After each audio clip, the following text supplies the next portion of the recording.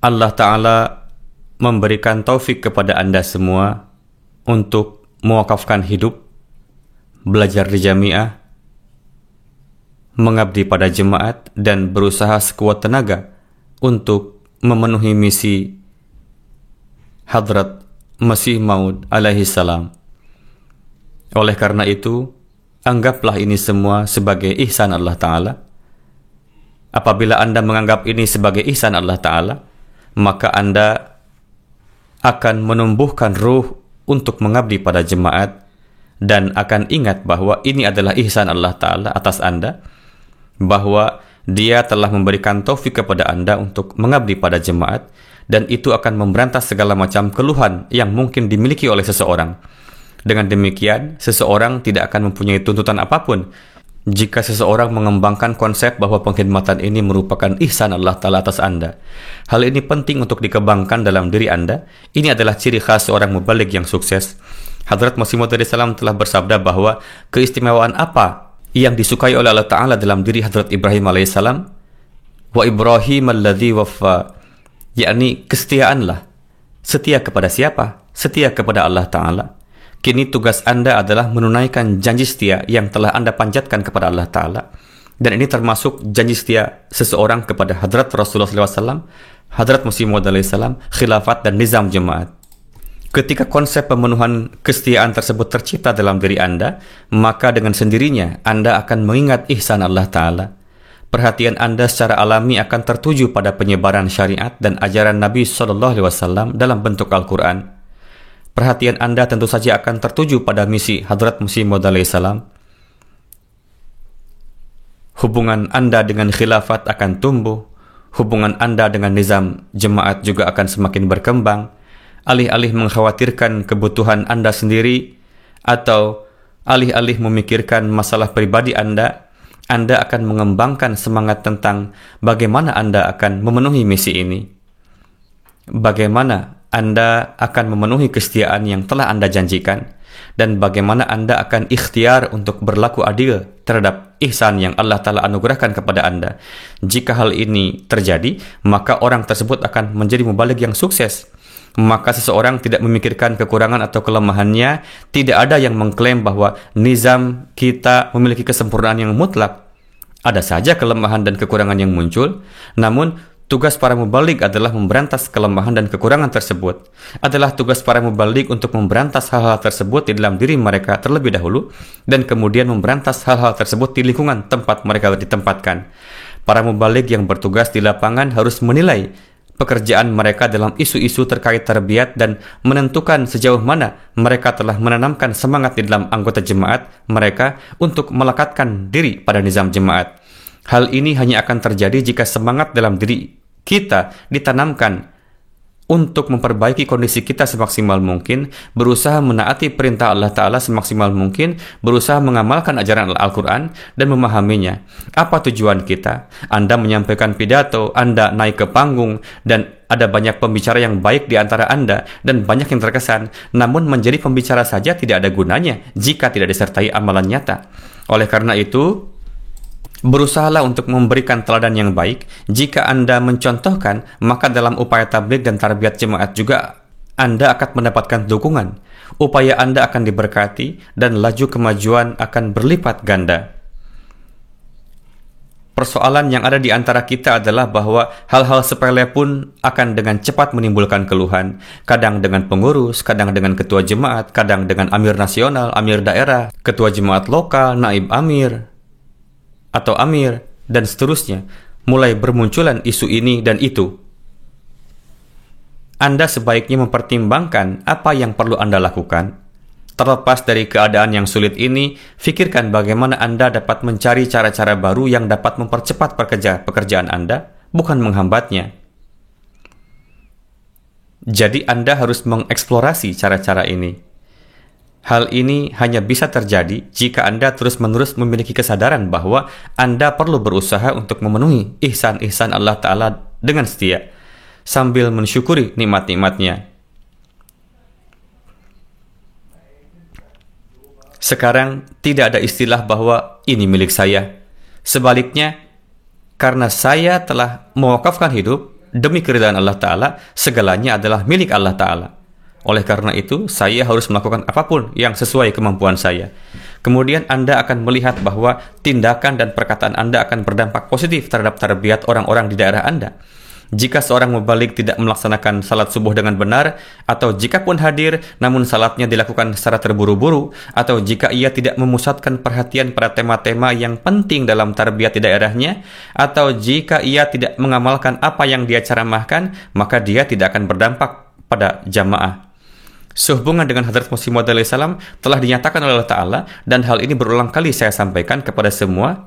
Saya telah mengatakannya sebelumnya dan saya katakan lagi sekarang bahwa Allah Ta'ala menyukai cara-cara yang rendah hati dari Hadrat Masih Maud alaihissalam, dan kerendahan hati inilah yang juga diajarkan kepada kita untuk diikuti. Kita harus berusaha untuk mengikutinya.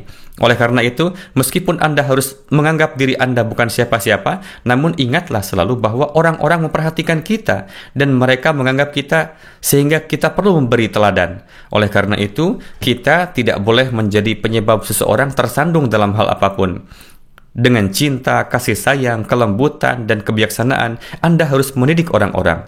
Anda harus mendengar kelemahan mereka dengan sabar dan tabah. Jika Anda melakukan semua tugas ini dengan niat baik, maka Allah Ta'ala akan mengurus selebihnya, mengatasi masalah dan kebutuhan lain yang muncul. Kita biasa memberi contoh, menyampaikan kisah, dan menceritakan peristiwa-peristiwa tentang orang-orang suci terdahulu. Apakah kejadian-kejadian ini hanya khusus terjadi pada orang-orang terdahulu saja? Anda juga bisa mencapai ketinggian tersebut, namun seperti yang pernah dikatakan seorang penyair, hal itu membutuhkan usaha yang lebih besar. Allah Ta'ala telah menyatakan bahwa kalian harus melakukan jihad. Oleh karena itu, perjuangan ini merupakan sesuatu yang harus selalu diingat oleh seorang mubalik. Dan untuk ini, Anda harus menentukan jalan terbaik bagi diri Anda sendiri. Jika Anda terjerat dalam masalah-masalah kecil, sepele, Anda tidak akan mampu melakukan tugas-tugas yang signifikan atau mencapai tugas menjadi seorang mubalik sejati. Hadrat Muslim Maud radhiyallahu anhu telah memberikan nasihat yang tak terhitung jumlahnya mengenai hal ini. Saya sebelumnya telah menyebutkan hal ini kepada para mubalik dan mengatakan bahwa buku Zirini Hidayat juga harus Anda miliki. Pasti tersedia di tempat Anda. Jika belum membelinya, hendaknya membeli dan membacanya. Ini berisi banyak petunjuk untuk meningkatkan kerohanian Anda, untuk memperkuat upaya praktis Anda, untuk tarbiyat Anda, untuk membina hubungan Anda dengan jemaat, dan untuk menjaga hubungan baik dengan pengurus dan lain-lain. Permasalahan kecil dengan pengurus memang ada saja dan tidak bisa dihindari. Kadang karena alasan ini beberapa mubalik mengeluh kepada saya. Banyak keluhan disebutkan dalam laporan atau disebutkan dalam kata-kata yang bijaksana dalam satu atau lain cara, atau pertanyaan diajukan mengenai bagaimana seseorang harus melakukan tugas ini dan itu. Anda harus menyelesaikan sendiri masalah-masalah yang muncul, dan ini terjadi dimanapun di seluruh dunia. Para mubalik yang unggul adalah mereka yang berusaha untuk menyelesaikan masalah-masalah tersebut. Hal ini tidak hanya terjadi saat ini. Saya telah menyebutkannya berkali-kali di masa lalu, dan hal ini terus terjadi sejak Nizam didirikan.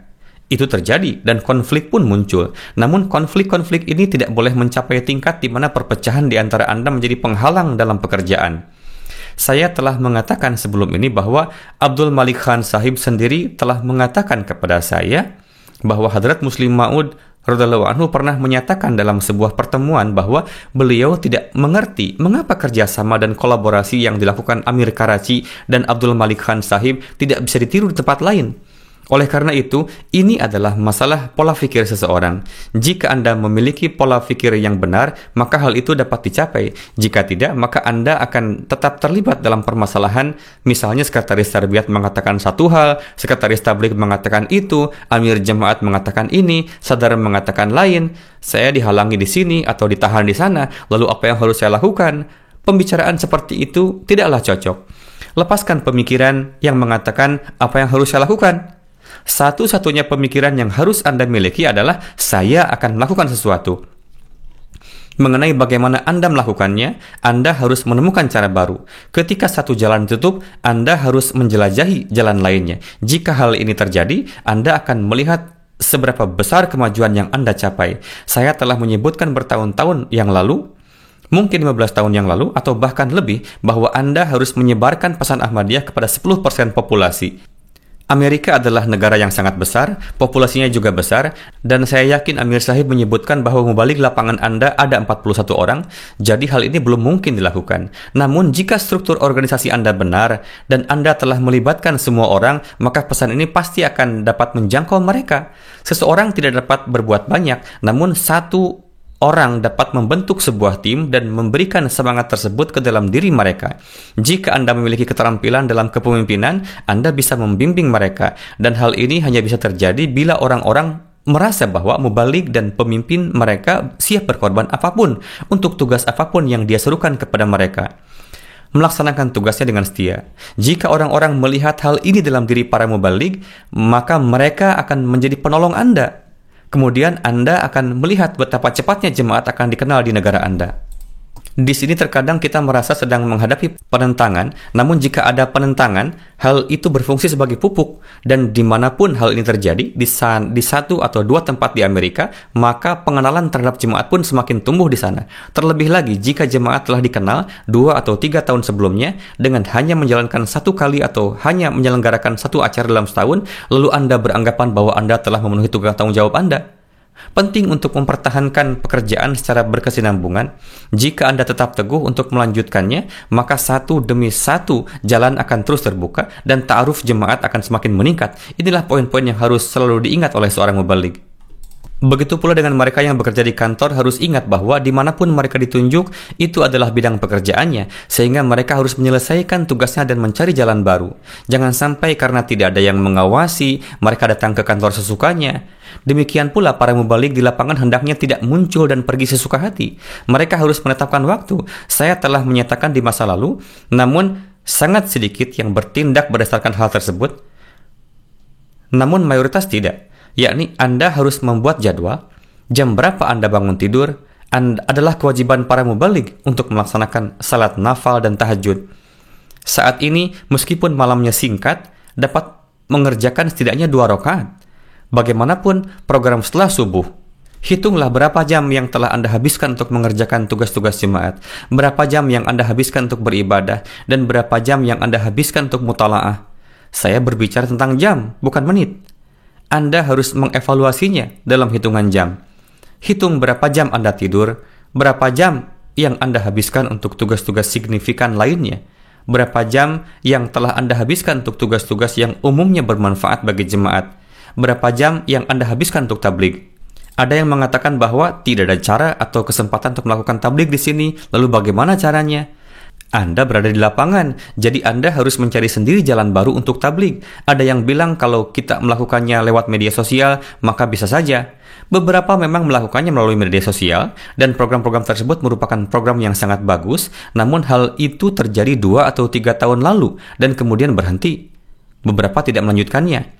Mereka yang meneruskannya akan menuai manfaat bagi diri mereka sendiri dan dunia. Oleh karena itu, inilah poin-poin yang perlu direnungkan. Seorang mubalik harus mengingat hal ini. Jika Anda bekerja seperti ini, saya berharap insya Allah Anda akan sukses, jalan menuju tarbiyat akan semakin baik, dan pintu tabligh juga akan terbuka. Semoga Allah telah memberikan taufik kepada Anda untuk dapat melakukannya.